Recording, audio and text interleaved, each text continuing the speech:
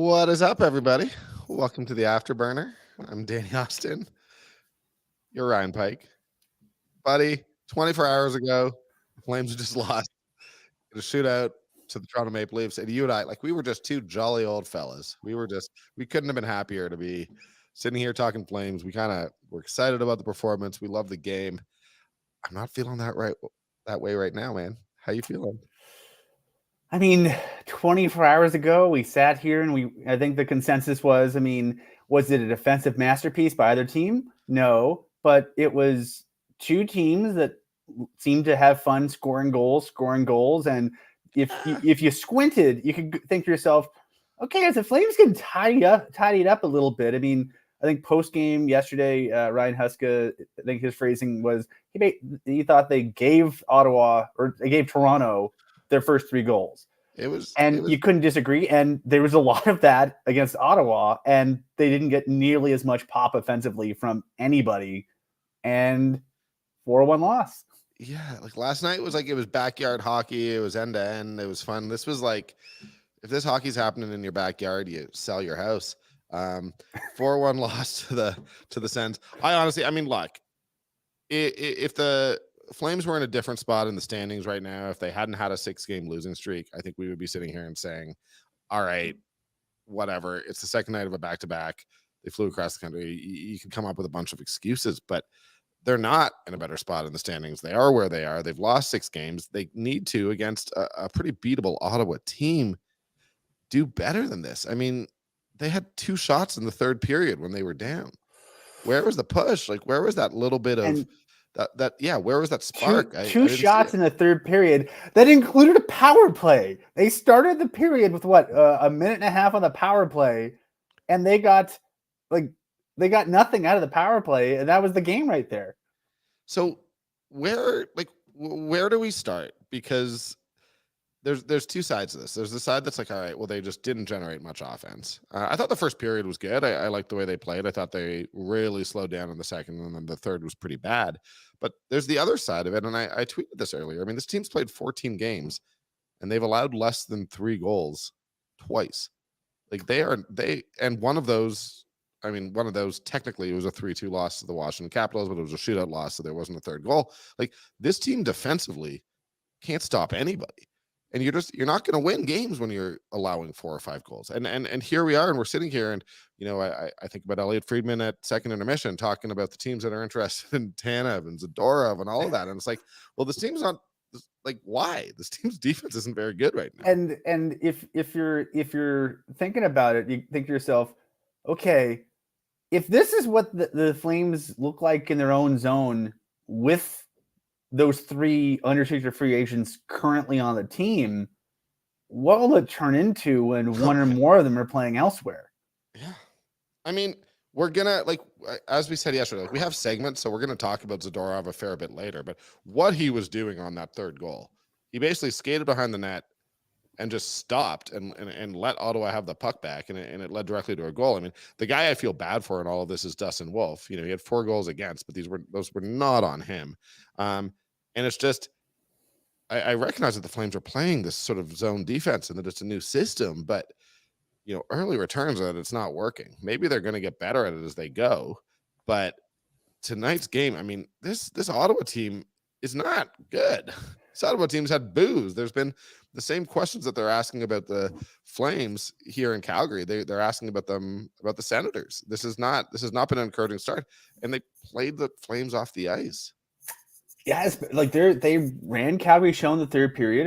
The Flames, that's just off the top of my head. Correct me if I'm missing any key details, good sir. First goal was a nice tip by Matthew Joseph. It was a dump in. Flames couldn't corral it. Good forecheck by the Senators to regain the puck. That's a hockey goal, right? It's a hockey goal. If you're glass half empty, you're going, okay, Flames need to do better on that, corralling that dump in. That's a puck that they had on their stick that they lost after the dump in. Okay, good hockey goal though. Then you had a weird goal on the power play where, granted, the Flames had an opportunity to clear the zone on the penalty kill, couldn't do it.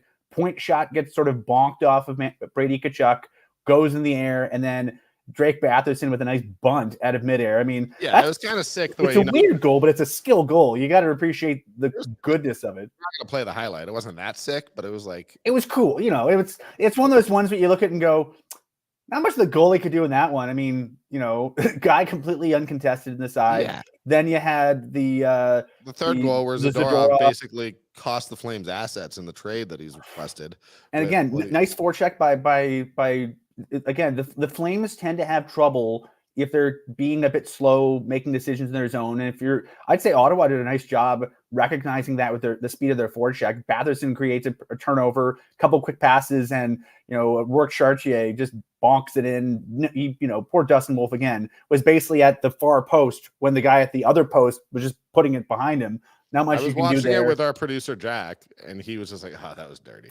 And it was like that was. I mean, it was terrible by Zadorov, but it was nice. And then the last goal was Ruzicka loses his stick and chases it around. So essentially a quasi PK as everyone's going, is he getting it? Should we get it, or who's doing what here? And then Hamonic just puts a low one through traffic on a screen. I mean, no one knew what the hell was going on except for Ottawa on that goal. Everyone in white was sort of looking confused, and that was the game. It was they had some chances, some very nice chances at 5-on-5. They had some chances, especially on the power play. The Flames had 6 minutes of power play time. They got 3 goals, or 3 shots, not 3 goals. And Ottawa had 7 minutes and 32 seconds and got 11 shots. And the shots Ottawa got were, I would argue, much more high quality. And, that's the game. The Flames had an opportunity with that early third period power play to get, to draw even, to make a game out of it. And then didn't. So was this a game, like we go back a couple weeks ago, the St. Louis loss where Husko was just like, yeah, we just, the work ethic was not there. Was this an energy thing? I mean, I know that they played in Toronto last night, but like that's a 35-40 minute flight. So it's not like they got in super late to Ottawa. And you don't skate on back-to-backs. They're as fresh could be given the circumstances, right? Yeah, like this isn't, and it's November. This isn't like March, April where you're skating on tired legs or anything. I just don't know what happened out there. Like they just didn't have it straight out, and that's just happened too many times this year already. And I think that like we've had this focus, particularly during the losing streak, on how where are the goals coming from, and there's all this focus. Kadri, Huberdeau, this and that. Well, I'm way more concerned at this point about the fact that this team is just shipping their opponent's goals. It is night after night. They need to score. I mean, they need to literally score 4 goals if they're going to win games, which isn't great. But, anyone who knows me knows I didn't enjoy working with Daryl Sutter much, and I'm not a big fan of the guy. But, Daryl was very aware of the fact that this team wasn't going to outskill or outskate anybody. So he had them playing a tight defensive system. If nothing else, they were going to be a really stingy defensive team. They made you work for it. And this Flames team is not. This Flames team is not a stingy defensive team. Like the weird thing is, it's roughly it's fundamentally speaking the same defensive group, give or take 1, maybe 2 bodies, that was extremely stingy in 21-22, 22-23. A lot of pizza deliveries and a lot of big mistakes, bad turnovers, and it seems like the for lack of a better term, the brainworms that infected them at times in terms of their decision making with the puck last season have persisted. And it's a lot of the same guys making the same kind of mistakes. And, we've talked, and we will talk in the future about the challenge of moving to zone defense. And I get it. But at some point, you just got to make the safe pass to kill pressure rather than trying to make the home run swing pass, because there's been too many times where they're, basically, I'm sure if we had the wherewithal, we could put together a worst hits compilation of this game of passes to opposition players in the offensive zone, in the neutral zone, in the defensive zone, turnovers caused by guys skating to the neutral zone, getting to the offensive blue line and just skating right at 3 guys and going, like there was one play where I think Michael Backlund had 1 guy coming off the bench with him, and instead he tried to deke through 3 guys. And I like Michael Backlund. I don't think that's in his skill set. That's not his strength, deking through 3 guys at 33, 34 years of age.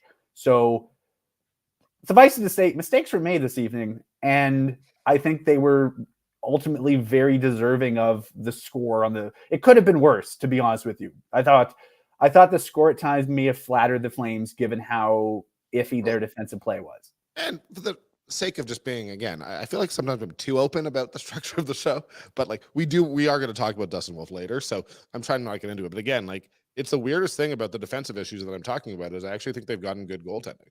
Like it's they're allowing all these goals, and I just don't think the goalies are the issues at all. Whether it's been Markstrom, Vladar, or tonight Dustin Wolf, I mean they just hung him out to dry, and at some point, yeah, it's the goalie's job to stop them all, and if they allow one, they're going to be beating themselves up at the end of it. But I thought the kid came in tonight and looked pretty good. Particularly in the first period, he made a couple really big stops, but there's nothing that he can do about the situation that he's being put in. And if this team can't get the puck out of their own zone, if a veteran defensive like Nikita Zadorov is just turning the puck over behind his own net, I will also, we're going to talk about the penalty later, but I hated that penalty that he took. I just feel bad for the goalies here, and that should be an area of strength, and probably is an area of strength, but it's not. It doesn't matter. Now, I think right. You hit the nail on the head with you just kind of feel like they're all. I'd say at least 3 of the goals they gave up. When I saw the result, I went, "Oh, poor guy." And when that happens more often than not, you got some problems. I couldn't agree more.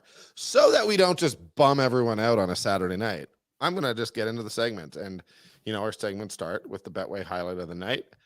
The highlight of the night is presented by Betway. Get the Betway app on your phone. Bet the responsible way with Betway.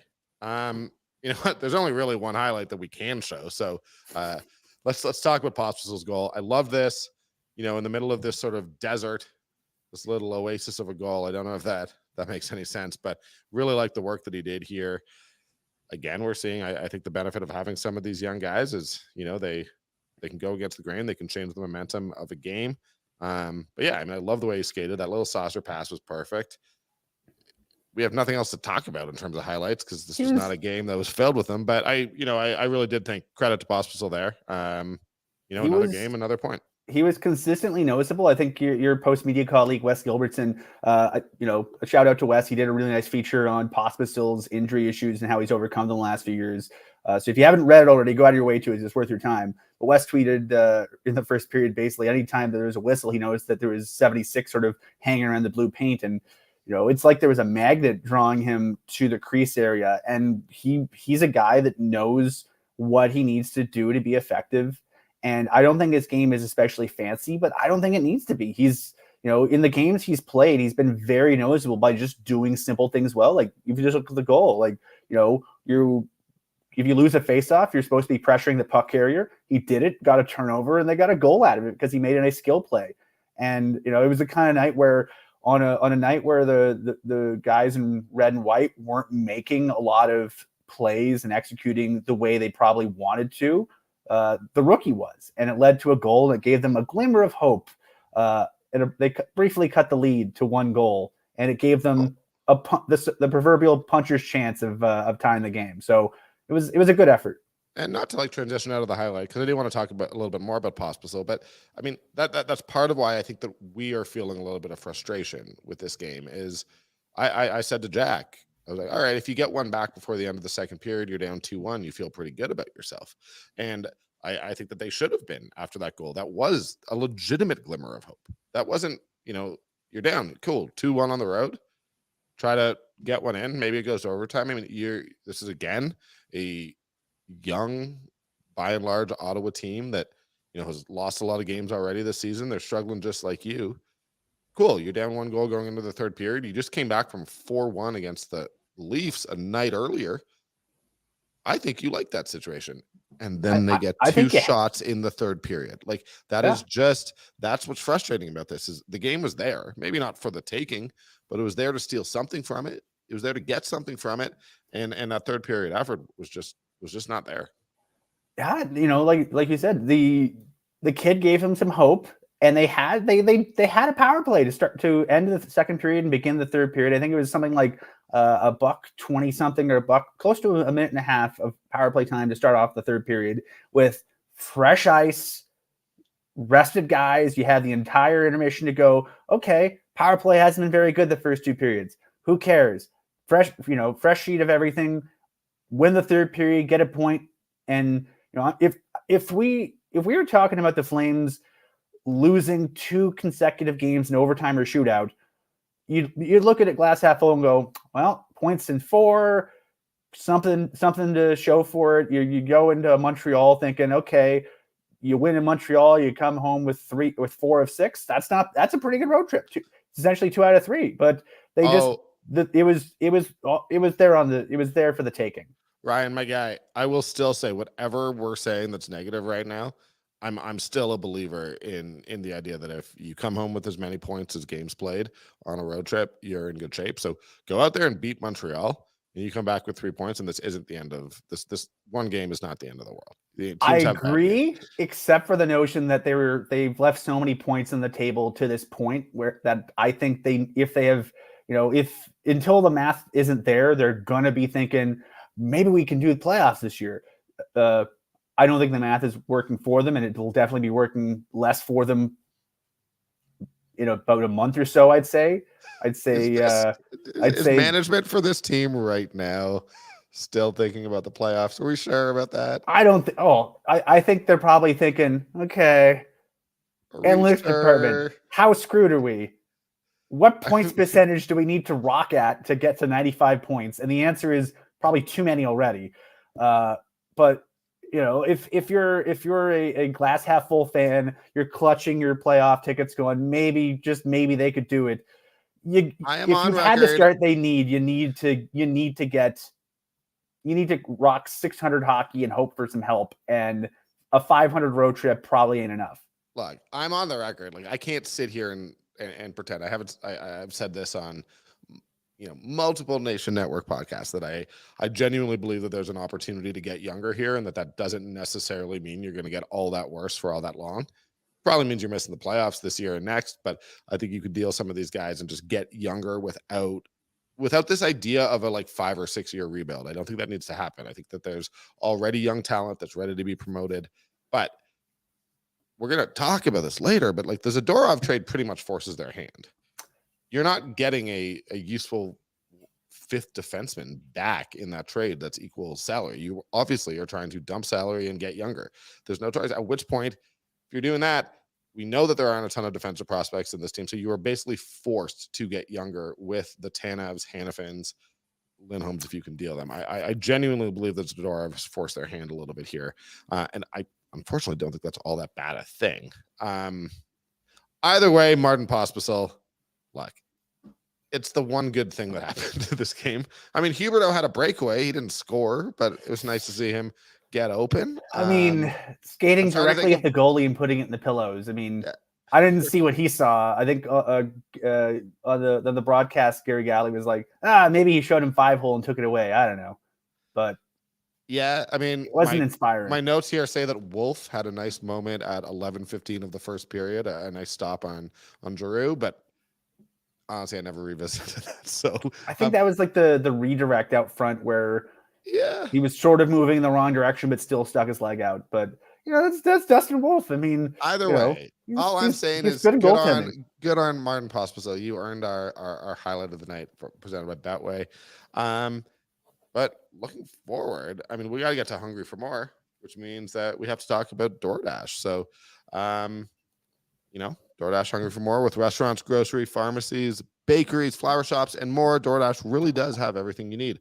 Ordering is easy. Just open the DoorDash app, choose what you want from where you want, and your items will be left safely outside of your door with our default contactless delivery settings.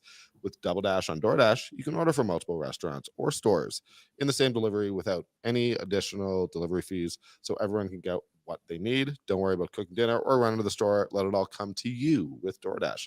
And for a limited time, our listeners here can get 25% off and 0 delivery fees on their first order of $15 or more when you download the DoorDash app and enter the code NATION25. That is 25% off up to $10 value and 0 delivery fees on your first order when you download the DoorDash app in the App Store and enter the code NATION25. Do not forget, that's code NATION25 for 25% off your first order with DoorDash. Offer valid in Canada, subject to change, and terms apply.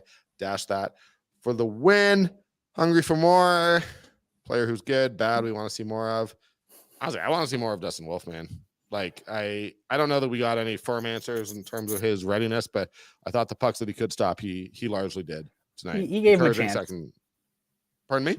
He gave him a chance. Like second half of back-to-back. I mean, historically, we've seen when the Flames are trying to ease goalies in. I mean, we saw when David Riddick made his transition to NHL duty, he was given exclusively road games on the second half of back-to-backs, and you're playing a team that's probably a little bit tired and probably a little bit sloppy, and you're basically just there to try to give him a chance. And you know, I can't say anything negative about how Dustin Wolf played. I thought 34 saves, a lot of them were pretty challenging ones. You can't really blame him any of the goals against. So, you know, he is who he thought he was. He is not the resurrection of George Vezina, and the Flames at times might have needed that to, you know, get a better result tonight.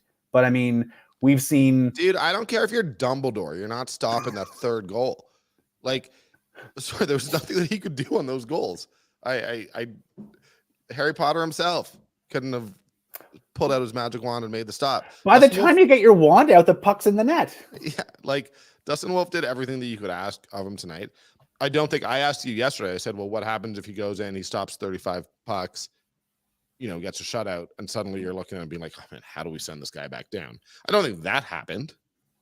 He wasn't given the chance for it to happen, but, you know, he did exactly what you asked. And again, this team's defensive issues go so much deeper than the person in net. And it's just interesting. I mean, we spent all last year, and this is not to put them missing the playoffs on Markstrom on any level, but you sort of felt like last year, well, oh man, if Markstrom made one more big save a game, that might be the difference because the margins are so thin here. And that's just not the case. It's a completely different issue this year. They're not defensively solid enough that their goalies have that opportunity to make that save to get them to the point where they're going to beat teams like the Ottawa Senators. I can't even believe I have to say that. So yeah, I want to see more of Wolf, and because this is Hungry for More, I'll ask you, how much more do you want to see him? Let us assume that Markstrom and Vladar are healthy this year. How many more games do you? And, you know, I'd actually be curious what fans think on this. How much more does everyone want to see him? Do we want to, are we still at the point where we want to see him get to sort of 8-10 games? Do we think 4 to 6 is enough? I mean, what, like the guy clearly, whether he's ready to be an NHL starter or not, we've seen him twice now. He can stop pucks.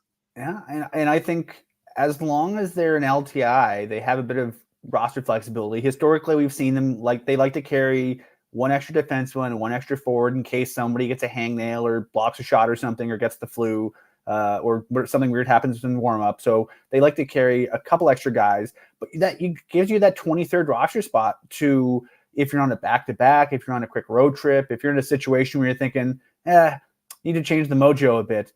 Why not do it? He's shown that he can hack it. He's shown that he doesn't get rattled.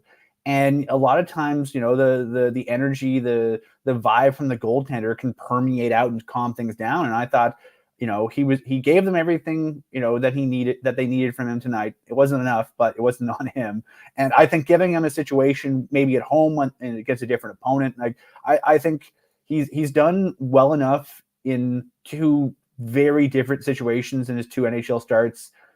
I think he's definitely done enough to warrant future use in similar situations. So, you know, maybe you want to give one of your goalies an extra night off, you know, say, you know, go eat some popcorn for the night. We'll have, you know, we'll bring the kid in for a weekend, something like that. But this is the benefit of having the farm team in the same city. You have the ability to see him much more closely and ease him in a bit. And if the plan is at some point to move Dan Vladar elsewhere, I assume that's probably the easiest move to make.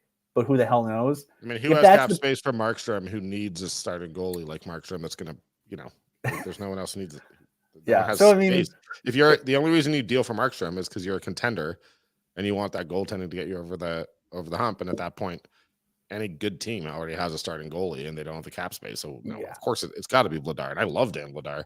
I also will say why I love you, Ryan, is I asked you for a specific number of how many starts you wanted to see Dustin Wolf go, and you refused to give it to me. How many more? Okay, so it's from now to the end of the season? Yeah. I think he should get about 4 or 5. Yep. That works. I don't This is think why I he's like going to be you, happy with Danny. that, but You're pressing me to give a clear answer. I'm a journalist, guys. All right. You know what?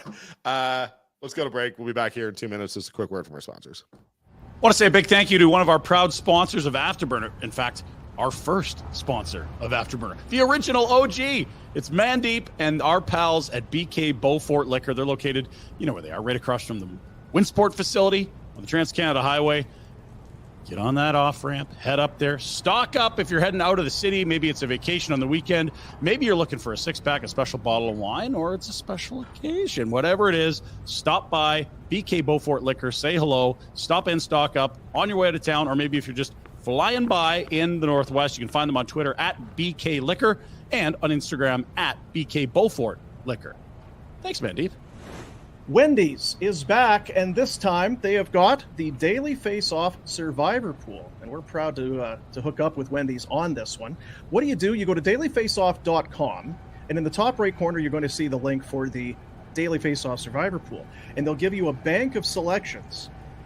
Do you think this player is going to get a point? Is this team going to get a win? What's going to happen that night? And if you pick one and it comes through and you're successful, then you stay alive and you go back in the next day. And then you try and go for 3 in a row and then 4 in a row. And if you do well enough, you might be winning some great prizes from Wendy's, like the new barbecue bacon cheeseburger, freshly added to the lineup, applewood smoked bacon, crispy onions, the cheese melts over the fresh, never frozen Canadian beef. It's the Wendy's Daily Face-Off Survivor Pool. Dailyfaceoff.com. Go and check it out. It is going to run the entire hockey season. It's hockey season. Get ready to cheer on your favorite teams with us at the Stage Bar at the Grey Eagle Resort and Casino. Enjoy the game on one of their huge, large screens with friends, drinks, and delicious food. Let's go. Visit greyeagleresortandcasino.ca for more information. How about this information? Happy hour. Doesn't get much happier than this. 3 hours of happy hour. Let's make the most of the day and your afternoons with great drinks and food. Join us at the Stage Bar and Blaze Bar and Grill for the new happy hour. Every day, 2 till 5. Great food, specialty drinks, all starting at $5. Visit greyeagleresortandcasino.ca for more information. Guys, let's talk about Crown Royal real quick because we're going to do the generous guy here. The generous guy, generosity lives in the small things. Crown Royal, crown everything.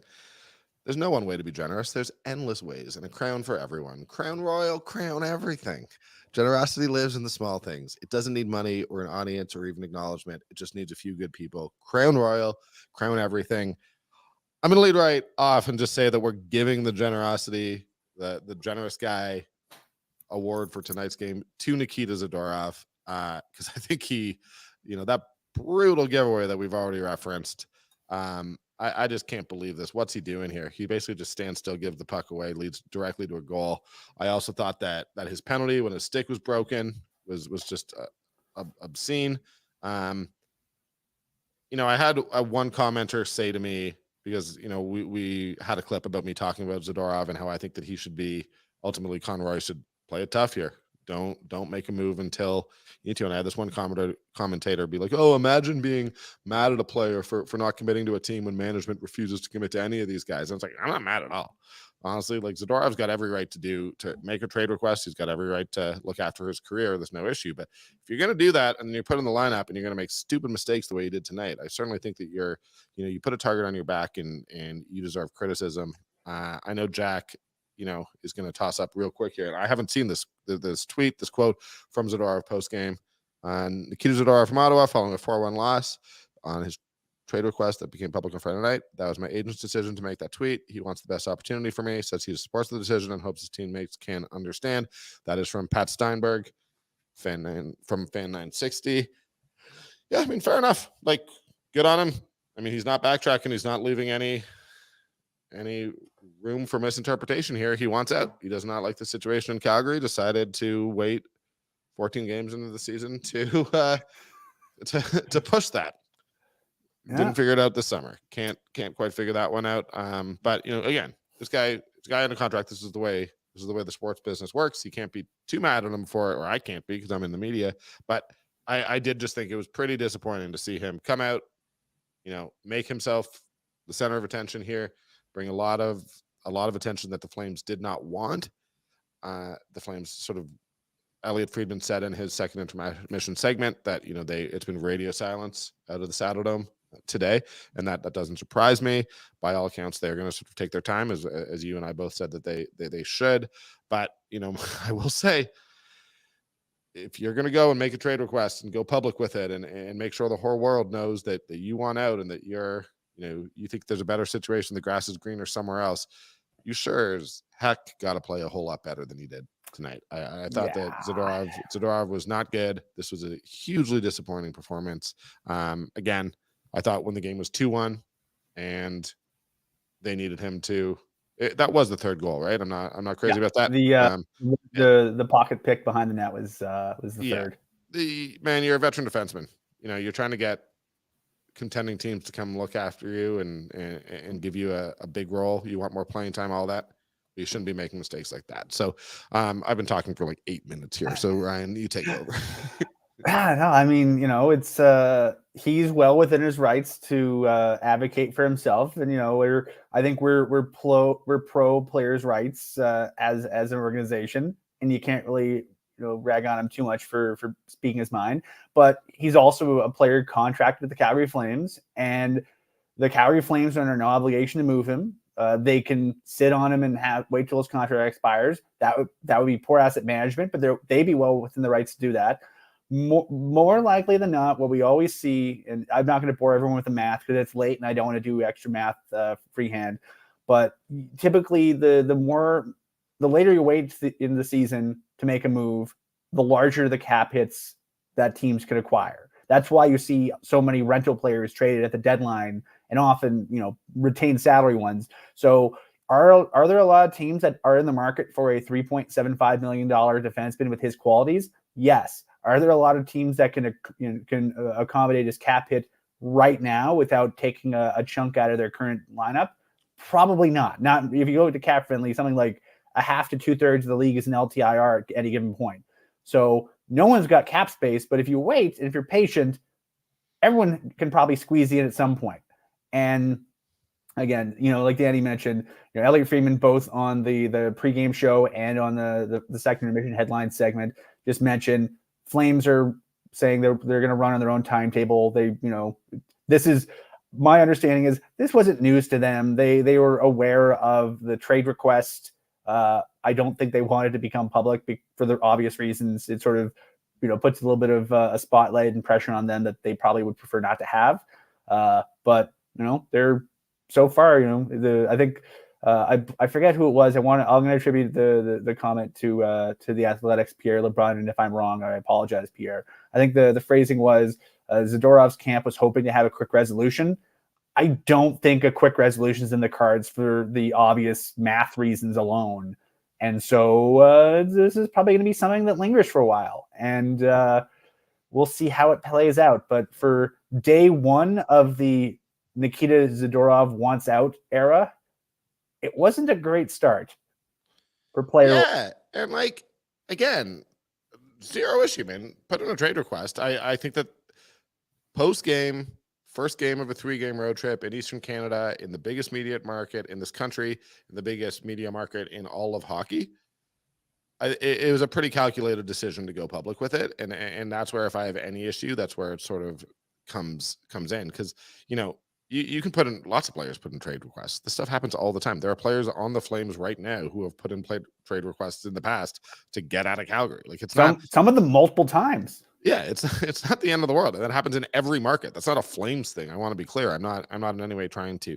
suggest that, but this clearly was designed to put pressure on Craig Conroy to basically do what Zadorov and his agent want. And that's where I said it yesterday, and I will say it again today. That's where ultimately, Conroy's obligation is to the organization and to the fans, and I mean to the city, I guess, to get the right deal.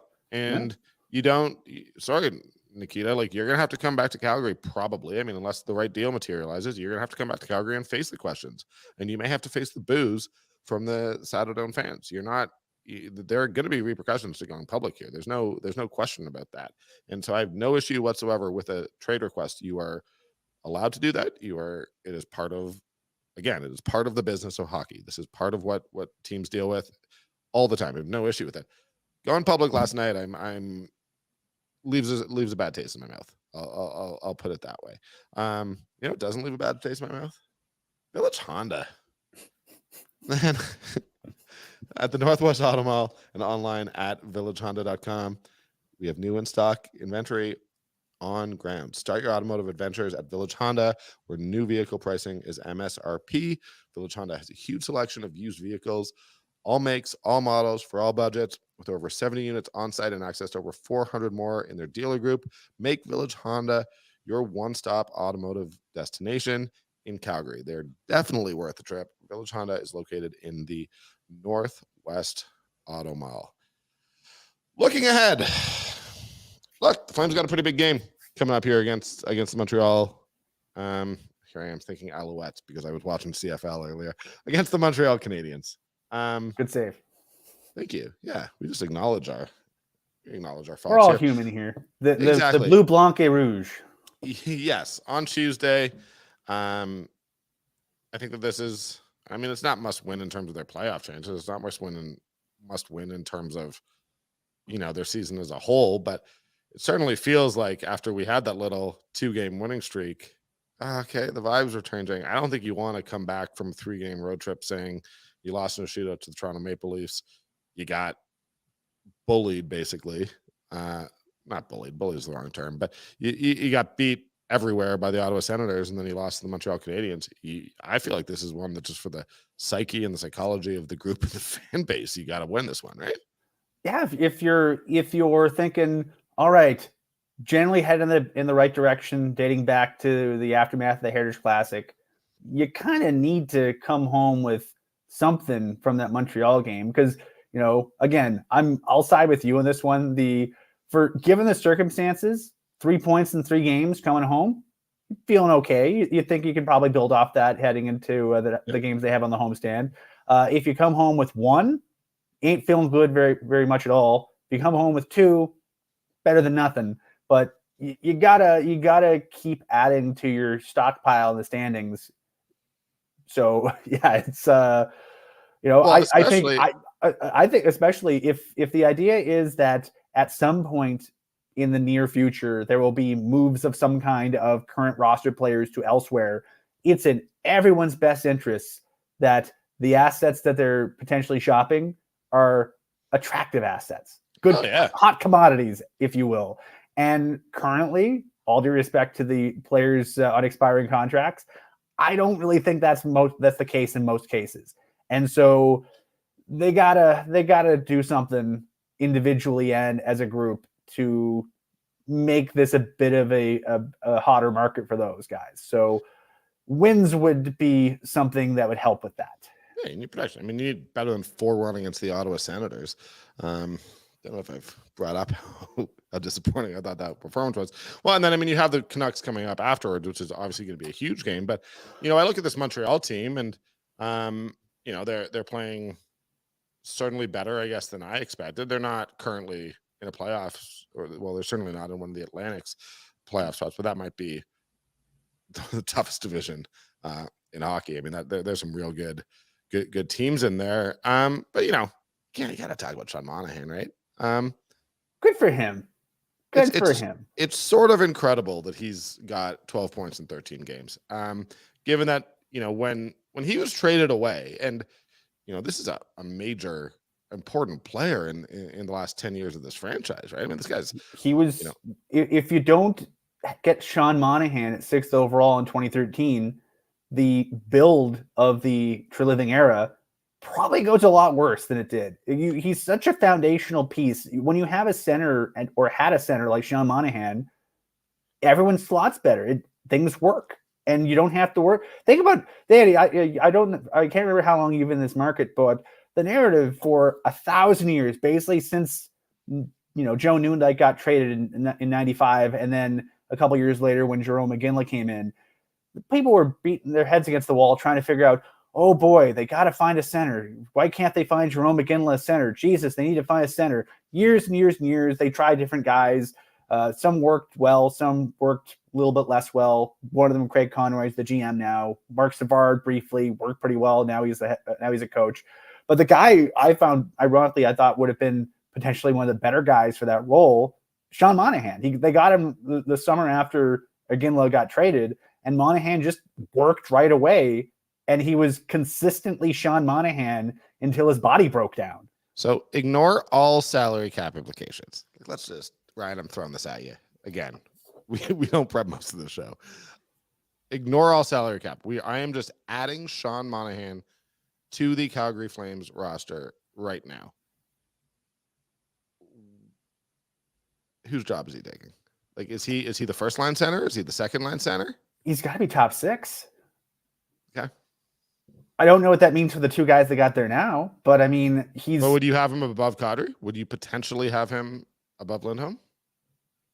I think so. You'd have him ahead of Backlund. Like, Backlund's your defensive situations guy, and Monahan would be the guy you give heavy ozone starts to. Like, imagine playing some of these young kids, or having someone. Imagine Marty Pospisil crashing and banging on a team that has a Sean Monahan as a center, and then maybe you have someone else on the other way. Like, there's, I'm terribly biased because I basically covered the first however many years of Sean Monahan's career before he left. Mm-hmm. I'm a big Sean Monahan guy. And, until he physically couldn't do it anymore, and he couldn't do it anymore because his body just got beat to hell. Yeah, but he's doing it again. I don't know that he's going to do it for 82 games, but he is doing it again. Yeah, I just hope he's feeling good, because he went through so much physically during his career to try to win. And I think maybe my theory is going to Montreal was great for him, because Montreal when he arrived was under no illusions about what they were doing. They were there to be bad for a little while and then build. And so you didn't need Sean Monahan to play through anything. You could say, "Oh, Sean, you're hurt. Okay, sit out for like 3 weeks, get better." And so things, I don't think, have had the opportunity to potentially snowball on him, thankfully.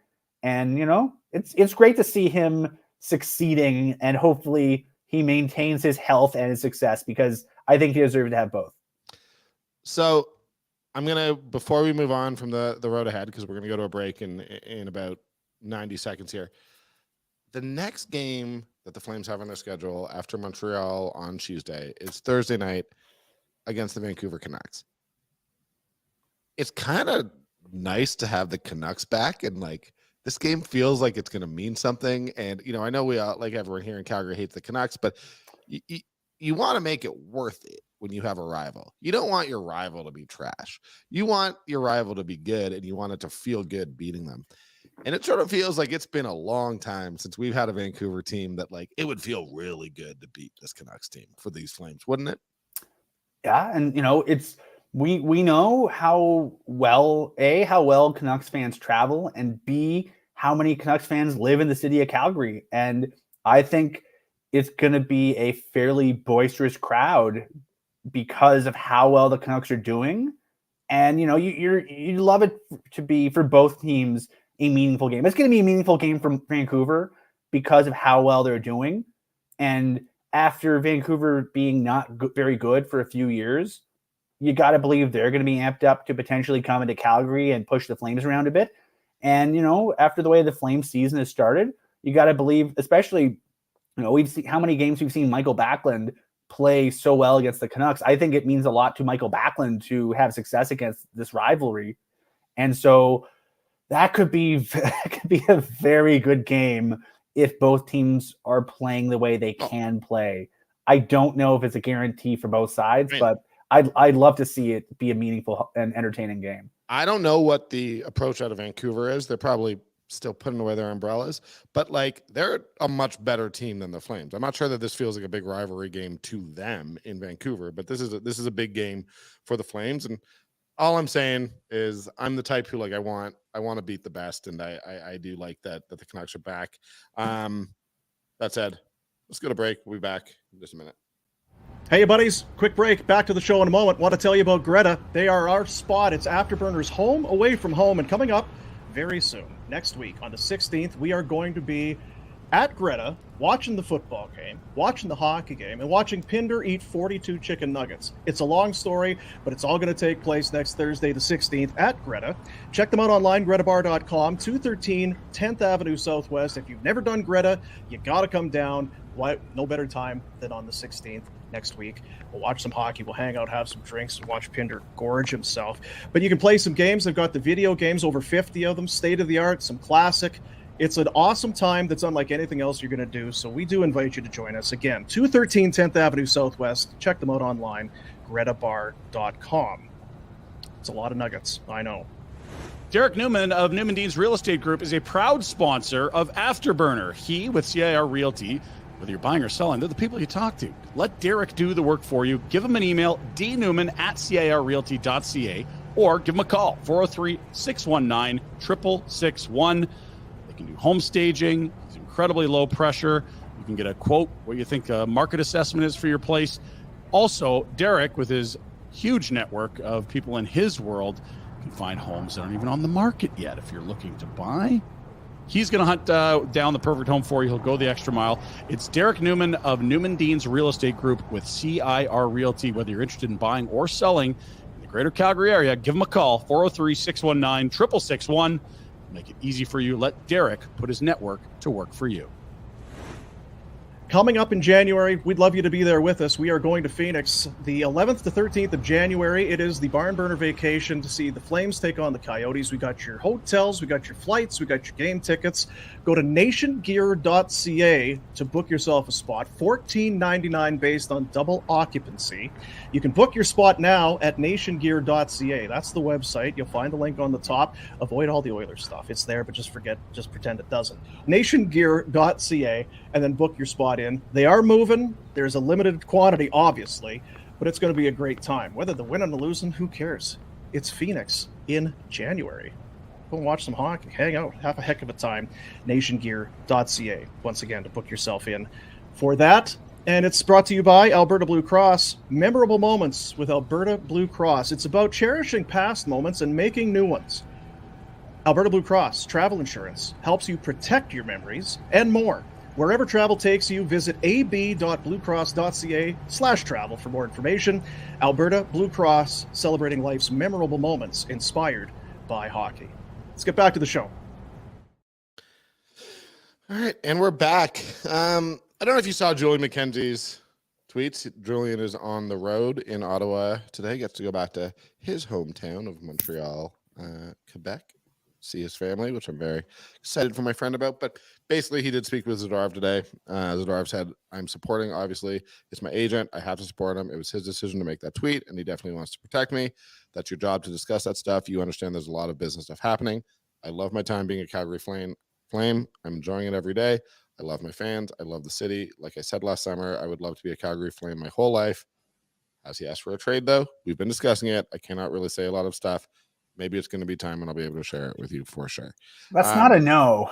It's a little bit strange that he's not just coming out flat out. I mean, again, I think he's conscious of potentially not wanting to create a, more of a mess here, but the mess is already created. I mean, he can just acknowledge that he did it. I don't want to be too hard on the guy. I don't know. I feel like we've talked a lot about it, but just say, yeah, I requested a trade. Love my time here. Wish I could be here forever. Business is business. Right? Like, yeah. He can't come out and say it, but there has been a fair bit of speculation saying that his issue is he wants to get a contract that's going to pay him to be a top 4 guy, and he's not playing top 4 minutes right now. So he wants to have the opportunity to go play top 4 minutes. I'm like, hey man, who am I to criticize that? I get it. Like, again, no one here is saying Nikita Zadorov is a bad guy. No one's saying we don't understand. Like, he's got every right to do this. But I don't know. I'm satisfied with that answer, while also thinking, like, man, you're going to be sitting in 3-4 days, you're going to be sitting in front of a lot of media members who are going to be pushing you pretty hard. It might be worth just getting ahead of it. Yeah, and especially, there's not a lot of media on the road, and you can have we're biased because we know Julian. I'd like to have a conversation with Julian about stuff. I think Julian is a good reporter, a good journalist, but he's also not a terrifying human being. He's good at putting people at ease. And I think, in a scrum setting, that's intimidating. You're going to, oftentimes people misspeak in front of 10, 20 people with cameras and microphones and stuff. Whereas one-on-one, having a more genial conversation, I think is more possible. So, I wish he would have said a bit more, because I agree with you. I think, you have the opportunity to set the tone for the discussion about your career and what you want and where you're going, why you want those things. And I don't think he took advantage of the opportunity. No. And I mean, if we're just sitting here just talking about whether it's good to have conversations with Julian, he's one of my close friends. We do it all the time. Like, talk to Julian, guys. He's a great one. Do you think, is there any sense? I think that we have enough information now to sort of know that the Flames are not making a move imminently on this. Like, there's nothing coming overnight. They're taking their time. Do you think are we talking days or talking weeks? Any sense of that? I'd say weeks. Weeks, yeah. Yeah, I'm until someone, if I'm Craig Conroy, until someone makes me an offer that makes me go, that face he made on the broadcast when Sharon Govich scored that goal on the shootout on Friday night? Until he gets an offer that makes him make that face, I don't think they're in any hurry to do anything. And I'd say that for any of the pending UFAs they have. I think they have values in mind that they'd like to recoup, and maybe things change the closer they get to the deadline, and the window for them getting anything is closing. But I think right now they have time on their side and they're going to use it. I keep all the talk has been the Leafs could sure use them. And I understand why everyone's saying that. I'm not even saying that right. What are the Leafs giving you guys? They can't afford it. It's, maybe Brad will work some magic and make it happen. But when I hear, again, it's odd. I don't know what the premium you put on a Tanev or a Zadorova is if you're going to trade them to Vancouver, like a direct rival in division, the whole thing. I think Vancouver makes a whole lot more sense than Toronto. I just don't understand what Toronto could possibly give you that makes this make sense. They have no cap space. They're carrying one extra player because they're so screwed cap, and that's with guys in LTIR. They have they're at some point, one of these Leafs guys have to explain to me how the hell they managed the cap, because it's weird and it's ugly and it's not going to get better. And I don't know how they fit in anybody at the deadline. Again, the Leafs, great. Wait until March 5th or whatever when the deadline is, and then the Flames can retain salary and just cram him in. Until then, I don't know how the hell the Leafs would afford it. But no, neither do I. You know what? We're going to take one final timeout. We'll be back in a moment. Afterburner is sponsored by BetterHelp. Give online therapy a try at betterhelp.com/FlamesNation and get on your way to feeling your best self. I think it's great. I think we as men, we're starting to become a little bit more comfortable with being okay with being uncomfortable. It's okay to not be okay, to ask for help, to search out help and wonder why things are the way they are. And most importantly, try and get some answers. It can be an intimidating thing. It is a private thing, which is why BetterHelp is such a great option. It's entirely online, designed to be convenient, flexible, and it's suited to your schedule. You find the time and make it work for you. Fill out a brief questionnaire to get matched with a licensed therapist. You can switch therapists at any time, no additional charge, which is tremendous because it can be disheartening when you finally get to the point where you're going to ask for help and then the fit isn't quite right with your therapist. Therapy helps you to identify what the challenges are. You get into it and then start building some strategies, some coping skills to help you become the best version of yourself, to see those issues before they arise and try and steer clear. Make your brain your friend with BetterHelp. Visit betterhelp.com/FlamesNation today. You'll get 10% off your first month. That's BetterHelp, HELP.com/FlamesNation. All right, there we go. I think we're going to use this last little segment. It's not going to be super long here. It's Saturday night. Jack's got to go bowling. We're going to do a question here. What does it take to get the green light from ownership on a rebuild or a major retool? How bad does it have to get? And what does Conroy do in the meantime? Ryan, Ryan, just go first. That's a good question. I think the challenge is, if when you get hired in the interview process, I imagine John Bean and ownership say, Craig, what do you want to do? What's your plan? And he probably laid out a plan. And if things go a little bit off kilter, as I imagine they probably have compared to the posted plan, I mean, you probably were hoping that Elias Lindholm would look like a guy that you're going to rush out and sign to a $9 million deal. So far, I don't think he has. You'd think that, Jonathan Huberdeau bounces back. So far, he hasn't. I think there's a lot of things that the Flames retool, go back to the playoffs right away plan was predicated on. They haven't worked out. And so if you can convince the people signing your checks, your bosses, hey, plan A doesn't seem to be working. Here's what I want to do. Here's my plan. And, I think the challenge is the mandate, at least under the previous GM, was get there quickly. And I don't think between a new build, the second round, Ryan. Sorry. I'd say get back to the playoffs quickly. So I think that's the challenge. I think, when you say retool, with the guys they have under contract and the contracts they have under contract, I don't know if they tear it down to the studs kind of scorched earth rebuild is possible. What is Jonathan Huberdeau doing to suggest that having him under contract is going to be enough to prevent you from being one of the worst teams in the league? Nothing. Like, the fact is, it is not that hard for this team to get pretty bad, and maybe you're not going to get the number one pick. I don't know if they can get 2014 fourth from last in the standings bad, but I think a fairly substantial draft pick is not out of the question. But yeah, what do they need to do? I think you just need to, the argument would have to be made, hey, here's what we are, and then here's what we need to do to get back to where you want us to be. I have no idea what those conversations would be like, though. I think it's already happened, if I'm being perfectly honest with you. I think the second that report was leaked out during Heritage Classic weekend, saying that there was a pause on negotiations, and Murray was there. One second. The Flames are smart enough to know that you cannot allow any of these guys to walk. If you are dealing Lindholm, Hanifin, Tanev, and Zadorov, you are not going to be competitive. I think that the calculation that was made was, oh, well, if we don't deal those guys and we sign them, we might not be competitive anyways. The decision was made for them by the fact that this team isn't good enough.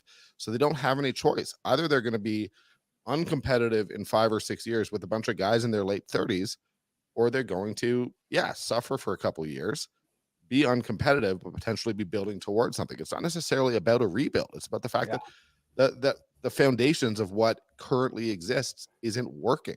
So I think the decision's been made. I think that they know stopping negotiations with your free agents, maybe you're going to see something that says, hey, we're going to start them up again, but probably not. Stopping negotiations means that, okay, you're considering whether the other path is better. And just by considering it, it tells you that that's probably the path you're going to follow. So I think that, the word rebuild holds a certain connotation for the Calgary Flames. And I think that it means that people think that what's going to happen is you're going to be last place going for that number one overall pick for 2-3 years, then maybe a 5-6 year rebuild. The encouraging thing is that we have seen Connor Zary, we have seen Pelletier, we have seen Pospisil, we've seen young players who are coming and competing. They're not going to be able to deal Huberdeau's contract. He's here. You know what the next couple years are going to look like. And if you could just get young assets in, you can fast forward that build, not a rebuild. I'll use some alternate verbiage here. When Brad got here in 2014, the term he used wasn't rebuild. It was asset accumulation.